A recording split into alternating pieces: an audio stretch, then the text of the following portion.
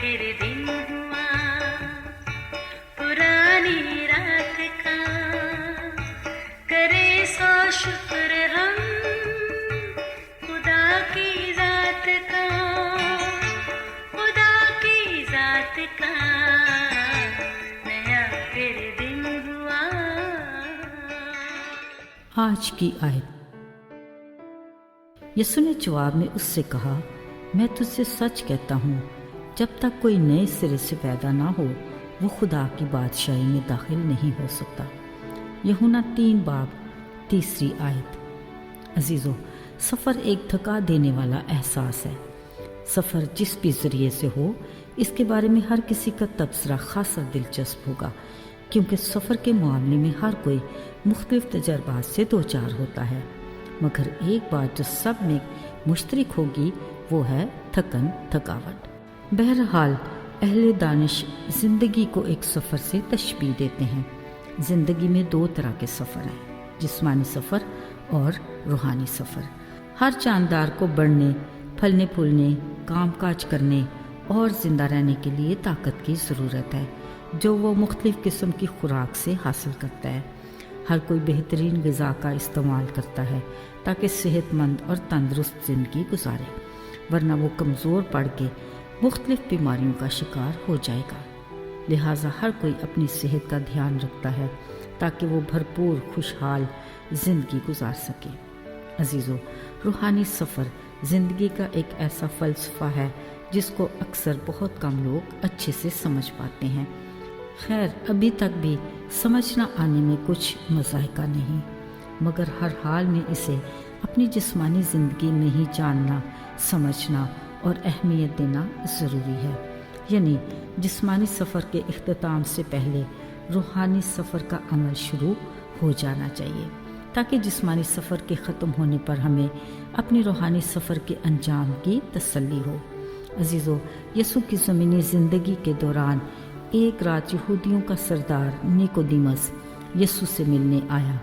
कहने लगा, आए रबी, हम जानते हैं कि तू खुदा की तरफ से आया है, क्योंकि जो तालीम तू देता है और जो मौज़े तू दिखाता है कोई और नहीं कर सकता जब तक खुदा उसके साथ ना हो।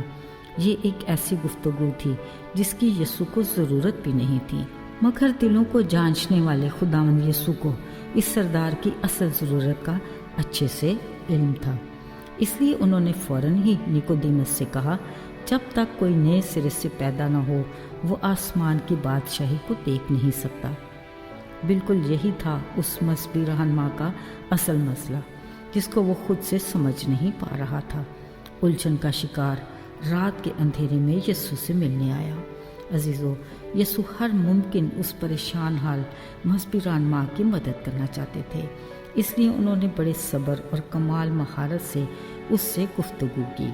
खुदा का कलाम हमें वाज़ेह अल्फाज में आगाह करता है कि सब ने गुनाह किया और खुदा के जलाल से महरूम हैं, और ये कि गुनाह की मज़दूरी मौत है।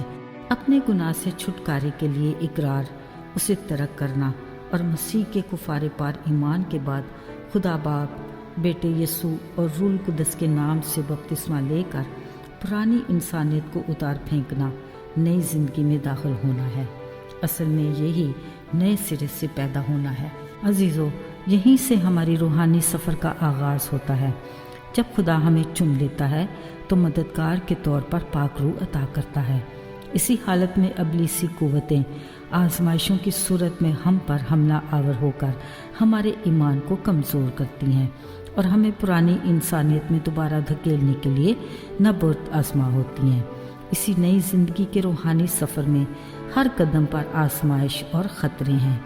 इनसे बचने के लिए हमें माहिर गाइड खुदा की ज़रूरत है। इन रास्तों पर कामयाबी के साथ चलने के लिए खुदा के कलाम की, जो हमारे कदमों के लिए चिराग और राह के लिए रोशनी है। हमें रूहानी ज़िंदगी में मजबूती के लिए पुख्ता ईमान की ज़रूरत है, ताकि हम महफूज रास्तों पर चलते दुरुस्त मंजिल पर पहुंच सके। अजीज़ों, चाहे मुश्किल सफ़र हो या कठिन रास्ते, हमारा खुदा अपने वादे के मुताबिक हमारे आगे चलकर हमारे रास्तों को हमवार बनाता है। वो मुबारक खुदा है जो हर रोज़ हमारा बोझ उठाता है। آئیے دعا کریں۔ اے خداوند، ہم جانتے ہیں کہ اب تک ہم اس معیار تک نہیں پہنچ سکے جس پر ہمیں ہونا چاہیے۔ ہم اپنی کمزوری کا اعتراف کرتے ہیں اور تجھ سے مدد مانگتے ہیں۔ ہماری رہنمائی کر تاکہ ہم آگے بڑھ سکیں۔ ہمیں اپنے کلام اور اپنی مرضی سے زندگی جینا سکھا۔ شکر گزاری کے ساتھ مانگ لیتے ہیں یسوع کے نام میں، آمین۔